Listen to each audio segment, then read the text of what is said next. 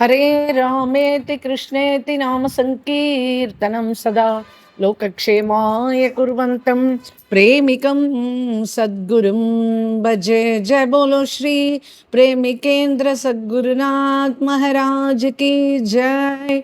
सर्व संतनों की जय।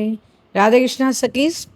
இவருடைய சௌராசி கீர்த்தன் பத் அப்படின்பா. சௌராசி பத் அது ரொம்ப பிரபலம்.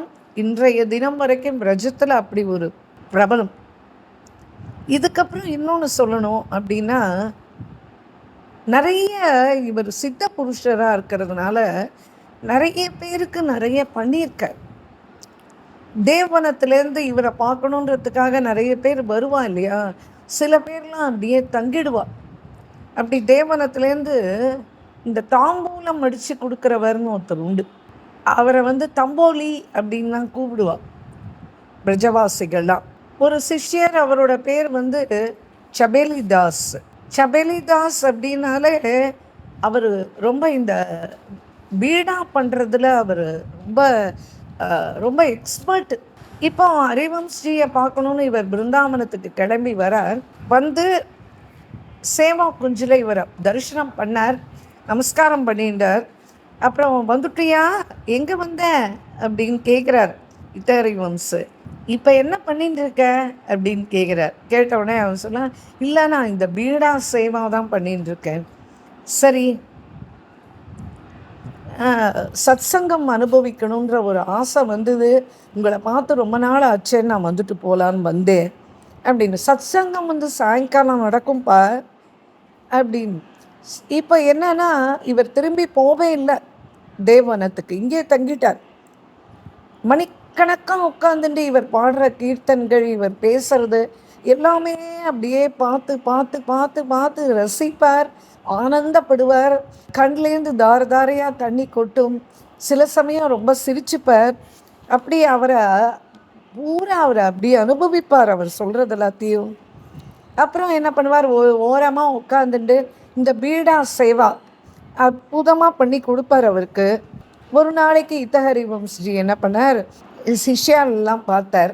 நிறைய பேர் அங்கே வந்திருக்காளே, தேவவனத்துலேருந்து இங்கே தங்கிட்டாளே, அவள் எல்லாரையும் பார்த்தார். உங்களுக்கெல்லாம் யார் யாருக்கு என்னென்ன வேணும் அப்படின்னு மொத்தத்திரையாக கேட்டுட்டே வந்தார்.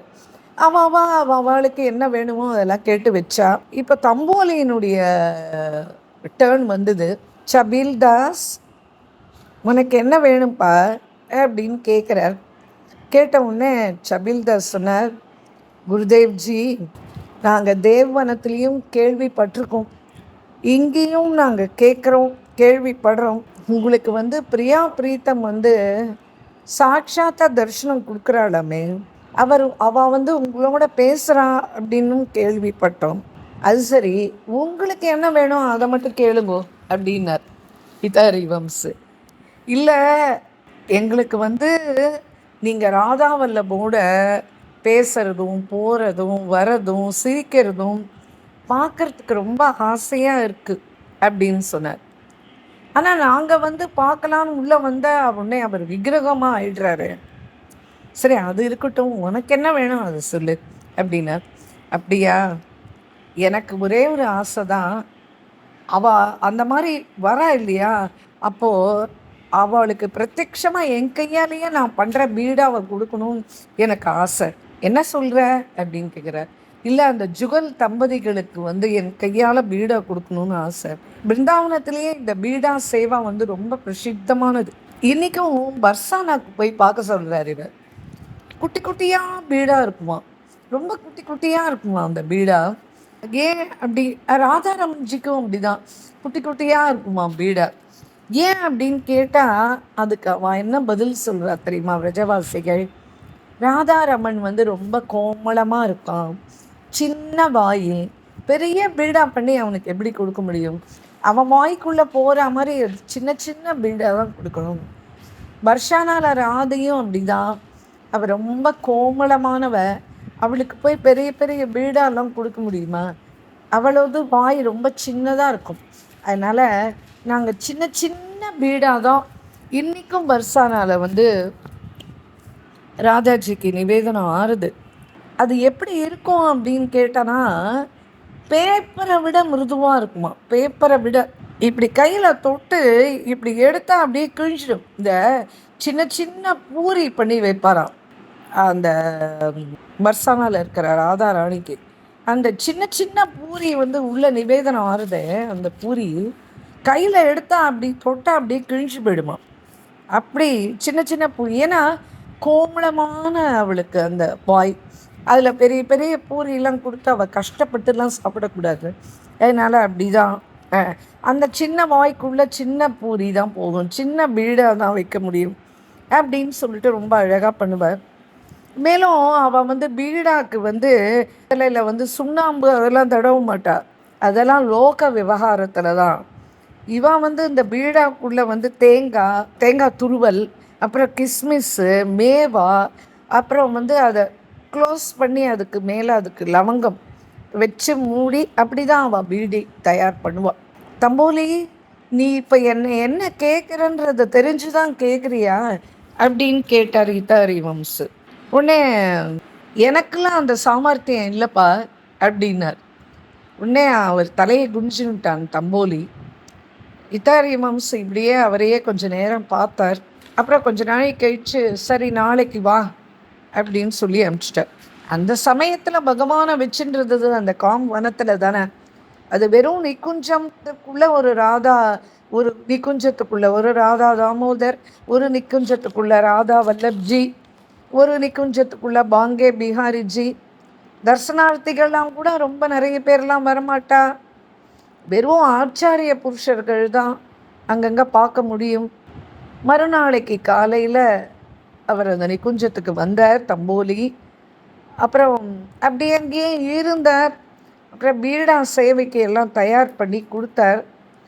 சாயங்காலம் ஆயிடுச்சு. சத்சங்கமும் முடிஞ்சுது. அதுக்கப்புறமா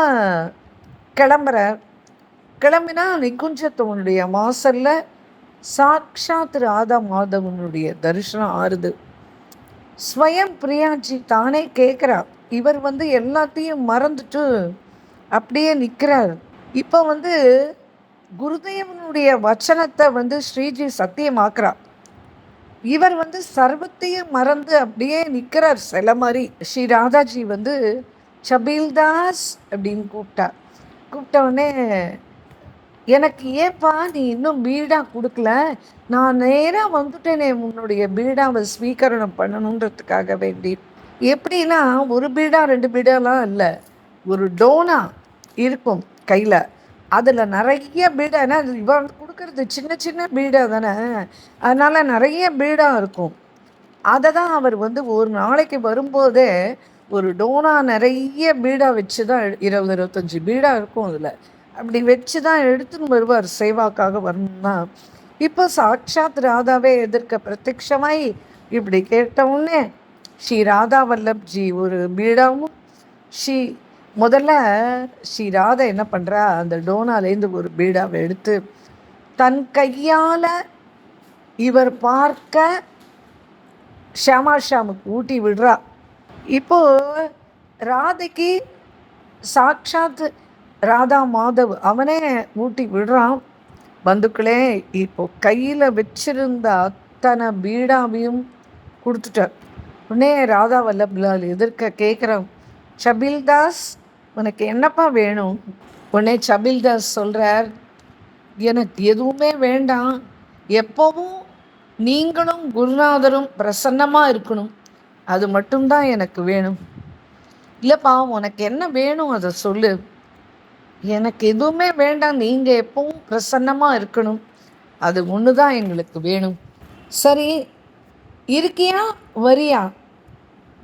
எப்படி பாருங்கோ, அவருக்கு பிராப்தம்.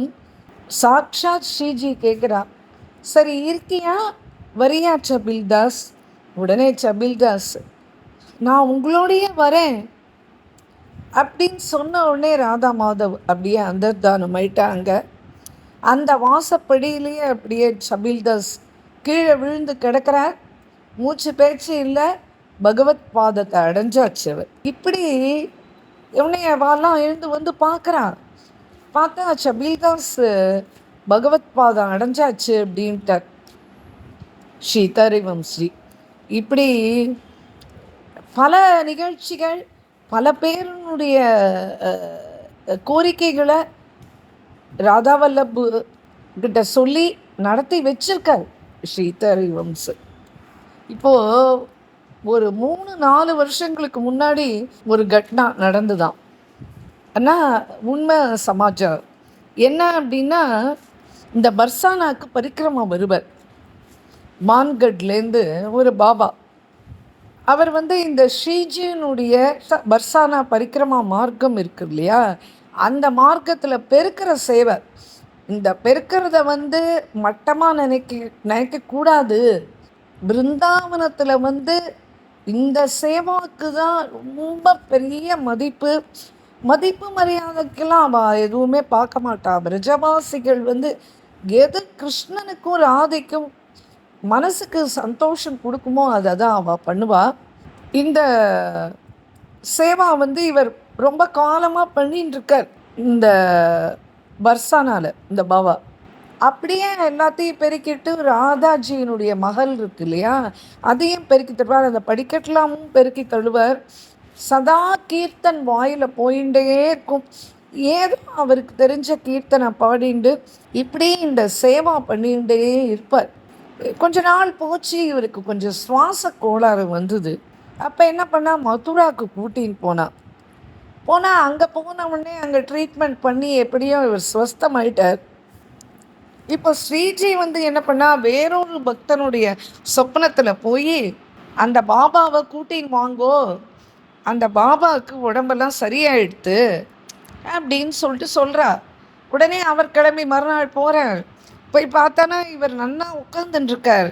உடனே அந்த சொப்னம் ஏற்பட்டு போனார் இல்லையா, அந்த நபர் என்ன பண்ணார், எல்லா பணத்தை எல்லாத்தையும் கட்டிட்டு அவரை கூட்டின்னு வந்துட்டார் மதுராலேருந்து. மறுநாளே இவர் காலையில் எழுந்த உடனே கிளம்பினார். உடனே குடும்பத்தில் இருக்கிறவெல்லாம் கேட்டால் எங்கே கிளம்புறேன்? இல்லை புகாரி சேவா, அதாவது அந்த பெருக்கிற சேவைக்கு பேர் புகாரி சேவா அப்படின்பா. அது செய்யணும், அதுக்காக போகிறேன். ஆஹா, நீங்கள் கண்டிப்பாக போகக்கூடாது. இத்தனை நாளாக உங்களுக்கு சுவாச கோளாறு இருந்தது, நீங்கள் திரும்பி போய் அந்த மண்ணையும் அந்த இதையும் பெருக்கி தள்ளலாம், திரும்பியும் உங்களுக்கு அந்த பிரச்சனை வந்துடும். இன்னொரு 5-6 நாள் போகட்டும், அதுக்கப்புறம் வேணால் நீங்கள் உங்கள் இஷ்டப்படி இந்த புகாரி சேவாவுக்கு போகலாம் அப்படின்னு சொல்லிட்டார். இவருக்கு அந்த பரிக்கிரமா மார்க்கம் கூட்டாமல் இத்தனை நாள் போயிடுத்தேன் அப்படின்னு சொல்லிட்டு இவருக்கு மனசில் ரொம்ப தாபம். இப்போது ஒருத்தர் 2 பேர் இல்லை, 100கணக்கான பேர் பார்த்துன்னு இருக்கா இவர் அந்த மான்கட்டில் பெருக்கின்னு செய்கிற அந்த சேவாவை. இப்போ பெருக்கின்னு அந்த பரிக்கிரமா மார்க்கம் பூரா பெருக்கி தள்ளிட்டு இவர் ராதாஜியினுடைய அந்த மந்திர் வரைக்கும் வந்துட்டார். அங்கே படிக்கட்டு நிறைய உண்டு இல்லையா, இப்போ அவர் பெருக்கின்றே இருக்கார். இப்போ அவருக்கு என்ன அனுபவம் ஆச்சுன்னு தெரியல. ரொம்ப நேரமாக பெருக்கிட்டு அப்படியே கீழே விழுந்து கிடக்கிறார். தலை எங்கே இருக்குது அப்படின்னா, அந்த ராதா மந்திர் ஸ்ரீஜி மந்திரனுடைய அந்த படிக்கட்டில் தலை இருக்குது. சரீரம் அப்படியே கீழே விழுந்து கிடக்கு. எல்லாரும் பக்கத்தில் போய் பாபாஜி பாபாஜி கையில் இருக்கிற அந்த விளக்குமாரை வாங்கி இந்த பக்கம் வச்சுட்டு அவரை எழுப்பி பார்க்குறா. அவர் பகவானோட எப்போ கலந்துட்டார். உடம்பெல்லாம் அப்படியே ஜில்லிட்டு போயிருக்கு. அப்புறம் அங்கே இருந்தவாள்லாம் அவரை தூக்கிட்டு போய் வாத்துக்கு கூட்டின்னு போகிறா. அதுக்கப்புறம் நடக்கிறது. இப்போது அங்கே இருக்கிறவாலாம் சொல்கிறா, நாங்கள் இப்போ கொஞ்ச நாளைக்கு முன்னாடி அவர் பெருக்கின்னு இருந்ததை பார்த்தோமே, எப்பேற்பட்ட பக்தர்ப்பா, இப்படி ஸ்ரீஜியினுடைய படிக்கட்டிலேயே தன்னுடைய பிராணனை விட்டுட்டாரே அப்படின்னா, அந்த ரஜனுடைய மகிமை அப்படி. உண்மையான சேவா பண்ணுறவாளை பகவான் இந்த ஜென்மாலேயே தானே கையை பிடிச்சி அழிச்சுட்டு போகிறான்றது இப்போ வரைக்கும் சத்தியமாக நடந்துட்டுருக்குன்றதுக்காக இவர் அப்படி சொல்கிறார் இந்த மகாராஜ். என்ன அப்படின்னா, அங்கே வாழ்க்கை வாழறதும் யுகல பஜனை தான், அங்கே சுவாசம் விடுறதும் அந்த யுகல பஜனை தான். ஆனால் பெரிய பாக்கியம் இருந்தால் தானே பிருந்தாவனமே கிடைக்கும், பிருந்தாவன வாசம் கிடைக்கணும், அங்கேயே சரீர தியாகம் ஆகணும். அந்த சேவாகலையே அந்த சரீரம் அப்படி பகவானுடைய பதத்தை போய் அடைஞ்சுது அப்படின்னா, இதெல்லாம் வந்து எவ்வளவு பெரிய இன்றைய தினம் வரைக்கும் நடந்துன்னு தான் இருக்குது. பல கட்னாக்கள் நடக்கிறது அப்படின்றார். இதுக்கப்புறமா இன்னொரு சம்பவம் நினைவு கூர்றார். இந்த நரவாகன் அப்படின்னு ஒரு கொலைக்காரன். அந்த கொலைக்காரன் என்ன பண்ணுவான் அப்படின்னா, பிருந்தாவனத்தில் இந்த படகுல போகிறவாள் எல்லாரையும் கடத்தின்னு போயிடுவான். கடத்தின்னு போய் அவகிட்ட இருக்கிறது அத்தனையும் கொள்ளை அடித்து அதுக்கப்புறம் அவளை அங்கேயே அடித்து போட்டுருவான். அப்பேற்பட்டவன் இந்த நரவாகன். இந்த நரவாகனையும் உதாரணம் பண்ணியிருக்கார் இந்த இத்தஹரி வம்சு. அப்போது மான்சரோவர் அப்படின்னு சொல்லிட்டு ஒரு பெரிய சரோவர் இருக்குது. அங்கேயும் ஒரு குஞ்சு உண்டு. சில சமயத்தில் நாள் பூரா கூட அந்த குஞ்சத்தில் உட்காந்துட்டு பாடிகிட்டே இருப்பார் இத்தஹரி வம்சு. ஒரு நாளைக்கு இவர் உட்காந்து கீர்த்தன் சேவா பண்ணின்னு இருக்கார். நிறைய சிஷ்யாக்கள்லாம் உட்காந்துட்டுருக்கா, எல்லாரும் அனுபவிச்சுட்டுருக்கா. அந்த சமயத்தில் இந்த நரவாகனன் கொள்ளைக்காரன் என்னவோ அங்கே ஏதோ நடக்கிறதேன்னு உள்ளே வந்து எட்டி பார்க்குறான். அவர் வந்து அந்த தம்புராவை வச்சுட்டு அவர் பாட்டுக்கு தன்னை மறந்து இத்தஹரி வம்சு அப்படி பிரேம பஜனை பண்ணிட்டுருக்கார். அவரை பார்த்தா அந்த தர்ஷன மாத்திரேன அவ்வளோதான் அவனுடைய புத்தி சத்புத்தி ஆயிடுச்சு. அதுக்கப்புறமா இந்த கொள்ளைக்கா பண்ணுற அந்த வேலை எல்லாத்தையும் அவன் விட்டுட்டான். அப்போவே அவர் பாடியெல்லாம் முடிச்சா விட்டு எல்லாரும் கிளம்புறான். அந்த சமயத்தில் இவன் போய் ஓடி போய் இத்தஹரி வம்ச காலை கட்டி பிடிச்சுன்னு அழுதான். உடனே அவர் கேட்டார், ஏப்பா ஏன் அழற? இல்லை, நான் பிறந்ததுலேருந்து எல்லாமே துஷ்ட காரியம்தான் பண்ணியிருக்கேன். எல்லாமே எனக்கு மனசுக்கு பிடிக்காத காரியங்கள்லாம் நிறைய பண்ணி வச்சுருக்கேன். நான் திருந்தறதுக்கு இந்த ஜென்மால வழியே கிடையாதுன்னு நினச்சிட்டு இருந்தேன். ஆனால் உங்களை இப்போவுமே இதுக்குள்ளே ஏதோ கொள்ளை அடிக்கணுன்ற எண்ணத்தோடு தான் வந்தேன். கொள்ளை அடிப்பேன், அடிக்கிறதோடு இல்லாமல் அவகிட்ட இருக்கிறது எல்லாத்தையும் பிடுங்கின்ட்டு அவளை கொன்னும் போட்டிருக்கேன். இப்படியெல்லாம் நான் நிறைய பண்ணியிருக்கேன். என் மனசு ரொம்ப வேதனைப்படுறது. இப்போ தான் இந்த நிமிஷம் வரைக்கும் என் மேலே எனக்கு எந்த பச்சாதாபமும் வரல. ஆனால் நான் எப்போ உங்களை இப்போ தரிசனம் பண்ணேனோ, இதுக்கப்புறமா இனிமேல் நான் இந்த மாதிரி தப்பு பண்ண மாட்டேன் அப்படின்னு சொல்லிட்டு காலில் விழுந்து கதறி அழுதான். அவ்வளவுதான், அவன் புத்தி சத்புத்தி ஆயிடுத்து. இப்போ பார்த்தேன்னா இத்தஹரி வம்ஸ்ஜி வந்து தோஹா, நான் ஒரு 4 தோகா அவரது வந்து ரொம்ப பிரசித்தம். பிரஜத்தில் வந்து சாதாரண டீ கடைக்காரன் கூட அந்த தோஹாவை சொல்லாமல் இருக்க மாட்டான். அப்படி அந்த மாதிரி அதில் இந்த கொள்ளைக்காரனுக்காக 2 தோஹா பண்ணியிருக்கான் நரவாகனுக்காக. அந்த நரவாகனுடைய பேர்லேயே 2 பதம், பிரபு நரவாகன் பிரபு நிகார் டாக்கூர் அப்படின்னு சொல்லிட்டு வருமா அதில். அப்படி அந்த அவனுடைய புத்தியை சத்புத்தியாக்கினதோடு இல்லாமல் அவனுடைய வாழ்க்கையே மாற்றிட்டார். இத்தஹரி வம்சனுடைய தோகாக்கள்லாம் 4 தோகாக்கள் ரொம்ப பிரசித்தம். சபுகோ ஹித்து நித்துகாம் மதி பிருந்தாவன விஷ்ராம் அப்படின்னு வரும். அப்படி ஒரு 4 தோகா இருக்குது. எல்லாம் பார்த்துட்டே போனோன்னா சரித்திரம் பெருசாக போயின்னு இருக்கும். அதனால் அப்படி அந்த கொள்ளைக்காரனுக்கும் அவர் கிருப்பை பண்ணியிருக்கார். இப்படி சில சமயத்தில் மான்சரோவர், சில சமயத்தில் பாண்டிரவனம், சில சமயத்தில் லதா குஞ்சங்களில் அப்படியே விழுந்து கிடப்பார். மணிக்கணக்காக கீர்த்தன் சேவா பண்ணுவார். சதா ராதா மாதவனுடைய சிந்தனையாகவே இருப்பார். சதா ராதா தரிசனம் ஆகும் இவருக்கு. அந்த இத்திர் சௌராசின்னு இவருடைய கீர்த்தனங்கள் ரொம்ப பிரபலம் சொன்னோம் இல்லையா. அதில் முதல் கீர்த்தன் வந்து சாட்சாத் ராதையினுடைய கீர்த்தனமே. அது எப்படின்னா, ராதா ராணி வந்து அவளுடைய ஹிருதயத்தில் ஓடுற சிந்தனையை அவளுடைய சகி ஹித சகி கிட்ட வந்து சொல்கிறாளாம். அது ரொம்ப அற்புதமானது. அது வந்து ஸ்வயம் ஸ்ரீஜியினுடையது.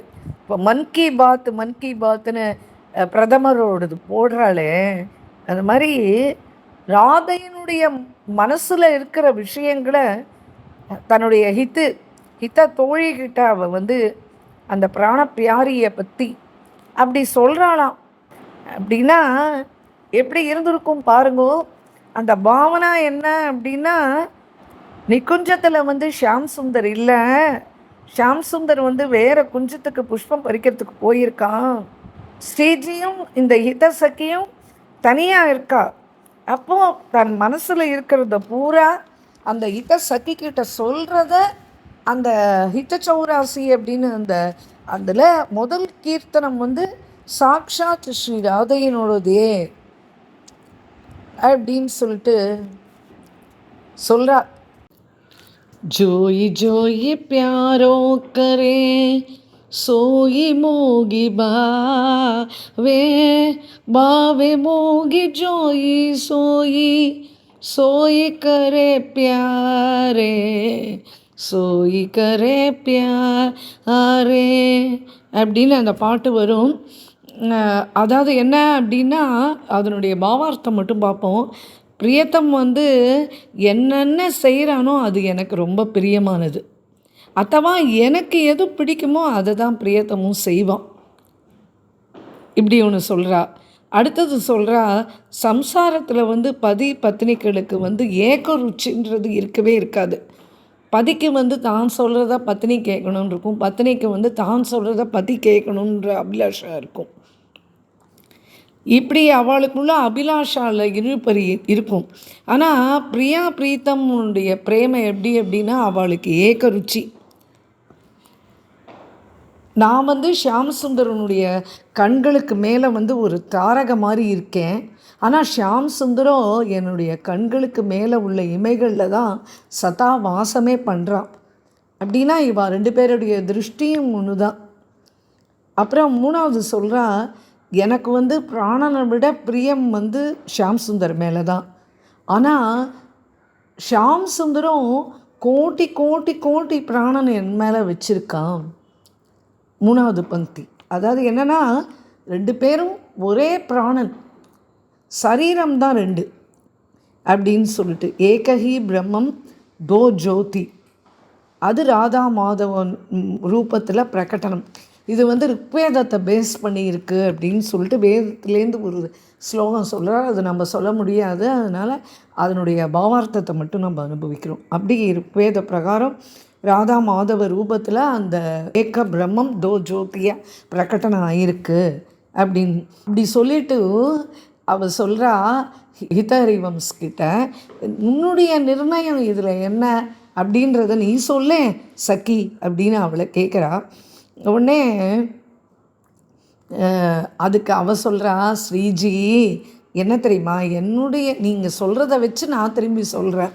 என்ன அப்படின்னா, பிருந்தாவனம் அப்படின்ற இந்த பிரேம சரோவர் அதில் வந்து நீங்கள் 2 பேரும் கல்லோலமாக ஆடுறேன்.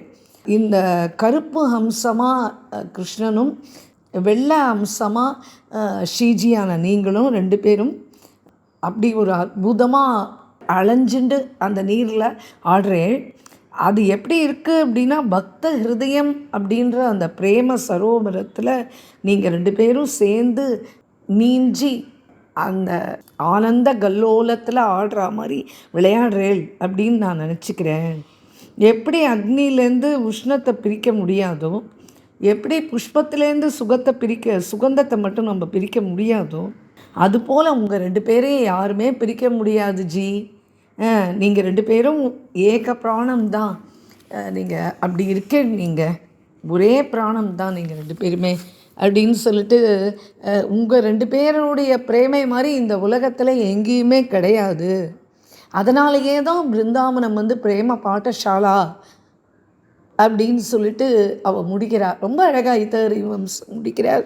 நாம் என்ன கேட்கணும் அப்படின்னா, நம்மளுக்கு எல்லாருக்கும் என்ன வேணும் அப்படின்னா, நம்ம எல்லாருக்கும் என்ன வேணும், ஏதோ ஒன்று பண்ணி ஏதோ ஒரு சுகத்தை அடையணும். எப்போவுமே துக்கன்றது யாருக்குமே வேணாம். எல்லாருமே சுகத்துக்காக தான் பாடுபடுறோம். சுகத்துக்காக தான் நல்லதோ கெட்டதோ எதுவுமோ நம்ம பண்ணிகிட்டே இருக்கோம். நாமெல்லாம் யாருடையவா? நாம் வந்து பகவானுடைய சொத்து. அப்போது பகவான் யார்? அவன் ஆனந்தத்தினுடைய சிந்து. அப்போது அந்த பகவான் ஆனந்தத்துடைய சிந்துவாக இருக்கும்போது ஜீவன் யார்? ஜீவன் அந்த அந்த சிந்துவனுடைய பிந்து. ஆகவே தான் ஒரு ஜீவன் சதா எப்போவுமே இந்த ஆனந்தத்திலேருந்து வந்த இந்த பிந்து. அதனால தான் இது ஆனந்தத்துக்காகவே அலையிறது இந்த ஜீவன்.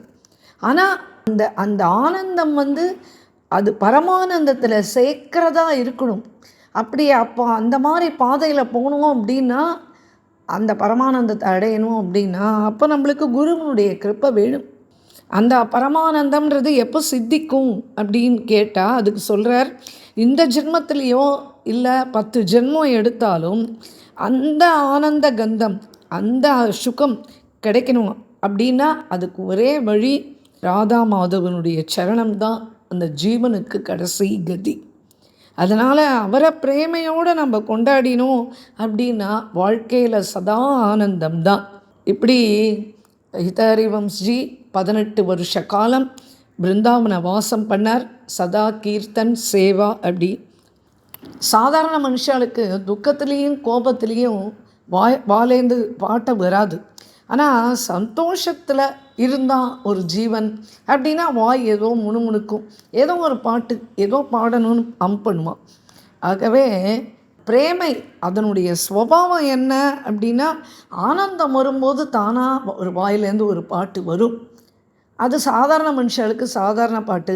ஆனால் மகாபுருஷர்களுக்கு என்ன அப்படின்னா, அவளுடைய அசல் தனம் என்ன, அந்த பிரேம சிந்துவை, பகவானுடைய அந்த பிரேம சிந்துவை பருகின பிறகு அவள் பாடாத நாட்களே இருக்காது. சதா கீர்த்தன் கீர்த்தன் கீர்த்தன் விட்டா நிருத்தியம். அப்படி வாயிலேருந்து அவளுக்கு சதா கீர்த்தன்கள் வந்துட்டே இருக்கும். அப்படி வந்தது தான் இந்த 84 பத கீர்த்தனங்கள். அவருடைய அதுவே அவருடைய சரித்திரமாகவும் ஆறுது. அப்படி ஒரு அற்புதமான கீர்த்தன் அது. அதாவது அவருடைய பஜன் ஸ்தலி இன்றைக்கும் பிருந்தாவனத்தில் இருக்குது. இன்றைக்கும் நம்ம போனான்னா அங்கே போய் எல்லாம் தரிசனம் பண்ணலாம். இந்த 1609 வருஷம் சரத் பூர்ணிமா அன்னைக்கு ராத்திரி சமயம் ஷியாம் சுந்தரனுடைய வம்சிநாதம் கேட்குறது. இவர் எப்போவுமே அடிக்கடி குஞ்சங்கள் அப்படி போய் திரிஞ்சுட்டே இருப்பார் இல்லையா, அந்த மாதிரி அன்றைய தினம் ராத்திரி சரத் பூர்ணிமா ராத்திரி அந்த குஞ்சத்துக்குள்ளே போகிறார். அதுக்கப்புறமா அவர் மானிட கண்கள் யாருக்குமே புலப்படலை. குஞ்சத்தில் ராதாராணி இருந்தால் அவளோட சகி ஸ்வரூபத்தில் புனக லீலா பிரவேசம் ஆயிட்டார் இவர். அதுக்கப்புறமா அநேக ஆச்சாரியர்கள் வந்துட்டே இருக்கா அந்த பீட்டத்தை அலங்கரிக்கிறதுக்கு. அதுக்கப்புறம் அவருடைய புத்திரர் வனச்சந்திரஜி அவர் ஆச்சாரியரானார். இன்றைக்கு வரைக்கும் அந்த பரம்பரை தான் நடந்துட்டு இருக்கிறது. இன்னொரு பரம்பரை இருக்குன்றா, அது சாதுக்களுடைய பரம்பரை அப்படின்றா. அதில் அவருடைய பிரதம சிஷ்யர் சேவக்ஜி மகராஜ், அப்புறம் துருவதாஸ்ஜி மகராஜ், இவாலாம் இவருடைய சிஷ்யர்கள்.